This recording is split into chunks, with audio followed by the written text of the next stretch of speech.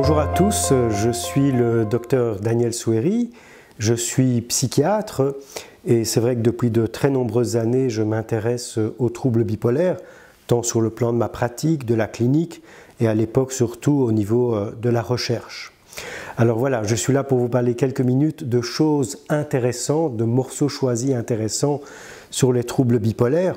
Alors peut-être la définition classique, les troubles bipolaires, qui sont quand même présents dans près de 3 à 4% de la population. Donc ça veut dire quand même que c'est une prévalence assez importante. 3 à 4 personnes sur 100 souffrent de troubles bipolaires, qu'on définit de manière classique par la présence dans la vie d'une personne d'épisodes de type dépressif, donc des épisodes de dépression majeure, en alternance avec des périodes plutôt hautes qu'on va appeler des phases hypomanes ou des phases maniaques.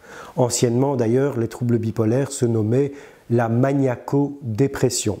Et donc, c'est ce qu'on appelle un trouble de l'humeur, donc caractérisé par ces variations extrêmes qui vont amener des états dépressifs et des états maniaques.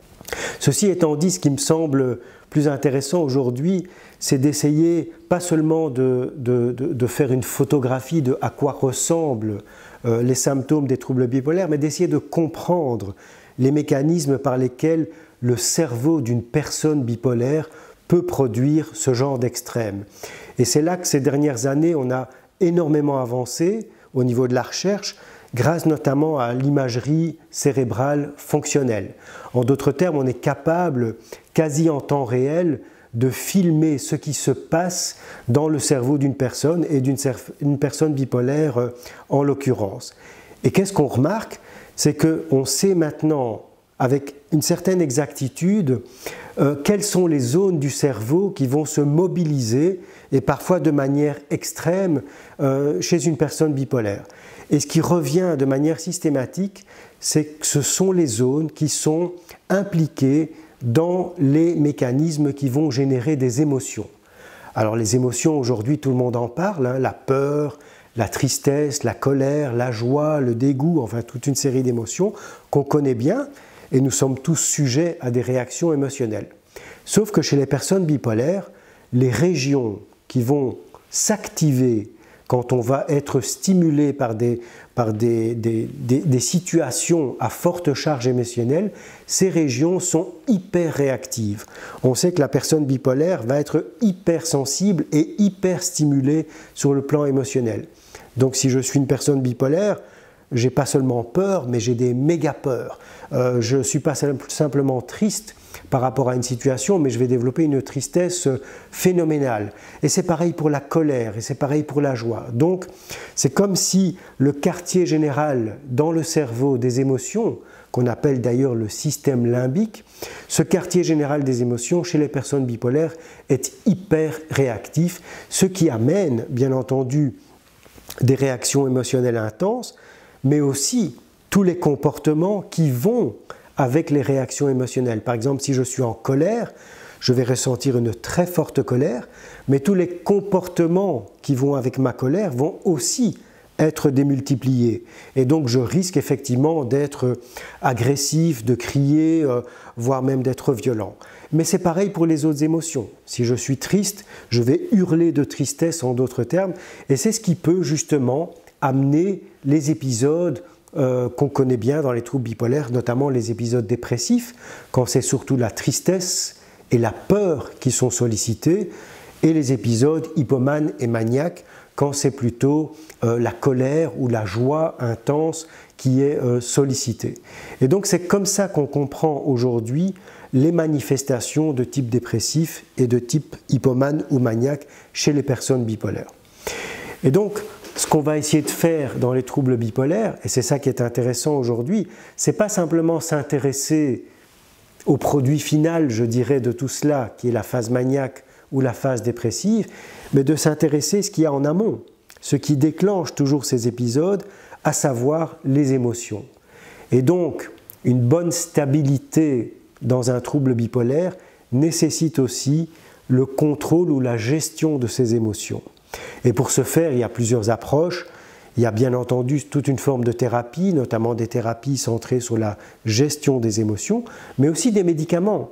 puisque finalement, on sait que c'est dans le cerveau que ça se passe. Donc finalement, ce sont nos neurones, hein, ceux qui sont impliqués dans les émotions, qui vont réagir de manière trop forte.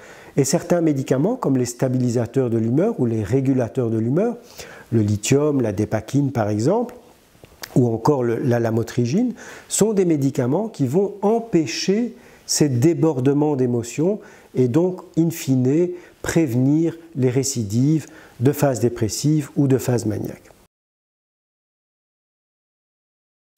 Alors bien entendu, l'axe médicamenteux est essentiel, mais ce n'est pas la seule stratégie thérapeutique. On sait qu'il faut aussi accompagner de psychothérapie, comme je l'ai dit, mais aussi de psychoéducation. La psychoéducation est une approche qui permet justement à la personne de mieux comprendre sa bipolarité et donc de mieux gérer sa bipolarité, y compris dans ce côté réactivité émotionnelle, hypersensibilité. Donc ça, c'est vraiment fondamental de pouvoir associer au traitement médicamenteux ce type d'approche psychothérapeutique, psychoéducationnelle notamment. Et puis à côté de ça, il y a tout l'accompagnement, je dirais, dans la vie de la personne. Et donc là, c'est vrai qu'il y a toute une série de ressources aujourd'hui qui sont disponibles, comme par exemple les groupes de parole, hein, pour ne pas le citer, le Funambule en Belgique notamment. Alors vraiment, l'intérêt des groupes de parole, c'est là aussi de ne pas voir la bipolarité uniquement sous cet angle, entre guillemets, médical et clinique des phases maniaques et des phases dépressives. Les groupes de parole, c'est vraiment la possibilité pour chaque personne de pouvoir être dans le vécu de la bipolarité. Donc, en tant que personne bipolaire, oui, j'ai des phases dépressives, j'ai des phases maniaques, mais ma bipolarité, c'est bien plus que ça. Dans la vie de tous les jours, même quand je suis en dehors de ces phases, je suis quand même quelque part imprégné de ma bipolarité, sous l'influence de ma bipolarité, notamment avec toutes ces réactions émotionnelles très fortes.